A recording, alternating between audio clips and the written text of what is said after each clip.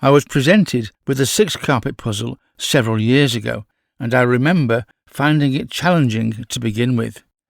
So I thought I would share it here with you for your amusement.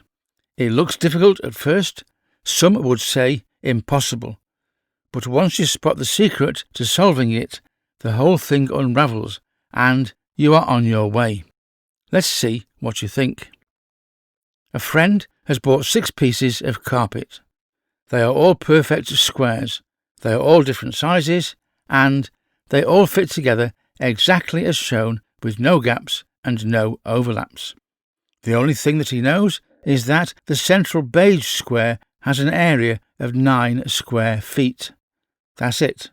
No side lengths, no ratios, no clues about the other 5 squares. The challenge is simple to say, but not so simple to solve. What is the area of the blue square? Can we calculate the area from the little information that we are given? Well, can we? Can you? To make things easier to visualize, let's redraw the carpet layout using plain white squares as shown here. Our task is to find the area of the square marked with the question mark. Where do we begin? We start with the only thing that we know for certain, that the central square has an area of 9 square feet. We don't know the sizes of the other squares yet, but we can work with what we have.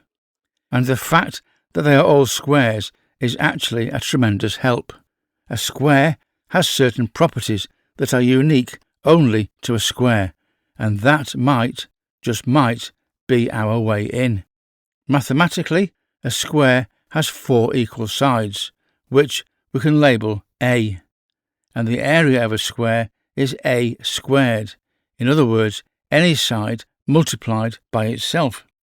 But here we've been given A squared equals 9, so how do we find A, the length of one side? We have the end number, but how do we find the start number? If you're a little rusty on squaring and square rooting, let's walk through it. Starting with squaring. Imagine a square with sides of 3 feet. Let's label each side A. 3 feet multiplied by 3 feet gives an area of 9 square feet. You can picture this as 9 little 1-foot squares arranged in a 3 by 3 grid. And just to be clear, we say 9 square feet, not 9 feet squared. Those two phrases mean very different things. So now that we have A squared, let's reverse that squaring process and see if we can get back to simple feet, the length of each side, using a process called square rooting. A square root is just a number which, when multiplied by itself, gives the original number. We are undoing a squaring. We want to know that if A squared is 9 square feet in area, then what is the length of each side? In other words, if A squared is 9, then what is A? To undo a square, to reverse the squaring process, we take the square root of the area to find length A. Let's do this and take the square root of A squared, which is A on its own, and the square root of 9, which is 3. So the length of side A equals 3 feet. It's a square, so all 4 sides are 3 feet in length. Back to our diagram. We now know that each side of the central square is 3 feet, so we could label all 4 sides with a 3 if we wanted to. And in our little data box at the top left, we can make a note: A squared equals 9 and A equals 3. Now let's move on to the next square, the one to the right and slightly larger. We can say that this has sides of length B, and we can also say that the length B is made up of 3 plus an unknown length called x, which is now labelled 3 plus x. So B equals 3 plus x, and we can label one of the sides of B as 3 plus x. But for now, we don't know what x is. Let's worry about it later. And don't forget to add B equals 3 plus x to the data box in the top corner. and the next square continuing clockwise. Call the side C. Because it's a square, again, side C is also made up of 3 from the first square plus 3 plus x from the second square. We will add these together and we can say that side C equals 3 plus x, or better still, side C equals 6 plus x. Let's add this to the data box at the top left and keep track of where we're up to. Continue in a clockwise direction. Stay with the method. The square with sides labelled D has a length equal to side C plus the original length of 3 feet from side A. Side D is therefore 6 plus x plus 3, or 9 plus x. That was easy. There's a pattern developing here, even if we don't know the number value of x. But we can put D equals 9 plus x into the data box.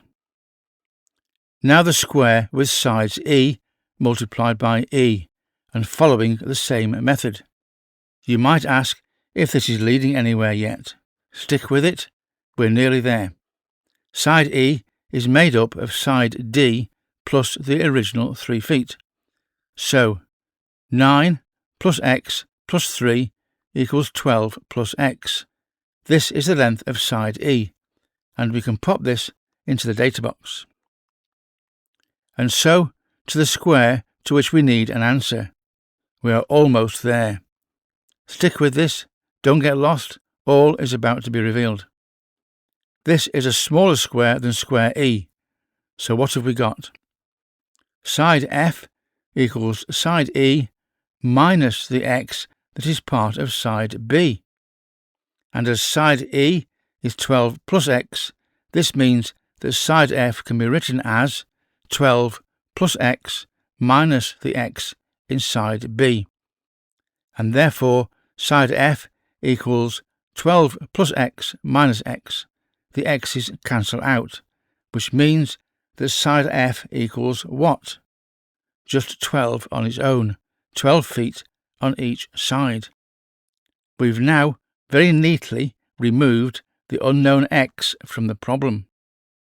Now find the area of the square. It's just numbers now, with no unknown values. The area is feet squared, or F times F. F equals 12, so therefore F squared is 12 multiplied by 12, and the square has an area of 144 square feet. And that is our solution. Easy when we follow a method. What looked impossible at first glance was actually quite easy to unravel, and now that you've done it once, you'll be able to do it again sometime. So watch this space. I hope you found this video useful and fun, and that it's helped to add a little more knowledge to your mental toolbox. Thank you for watching, and please subscribe to the Twisted Number YouTube channel to get access to all of our mathematical and puzzle videos, and remember to click on notify to be sure of not missing our next video. And don't forget, you can also type in Twisted Number into the YouTube search bar to go directly to our channel at any time from any computer or smart device. We're always adding new videos to our channel, so don't miss the next one. And once again, thank you for watching, and we hope to see you again very soon.